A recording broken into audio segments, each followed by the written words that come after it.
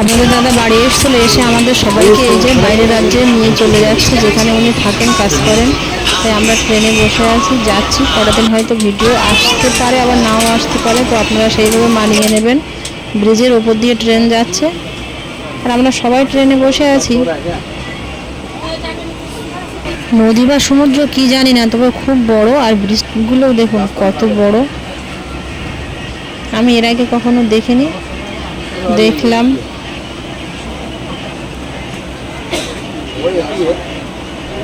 তো এবার থেকে ওখানে গিয়েই ভিডিওগুলো আপনাদের সাথে শেয়ার করব। প্লিজ বন্ধুরা, আপনারা এতদিন যেরকম পাশে ছিলেন, এরপরেও পাশে থাকবেন, সাপোর্ট করবেন।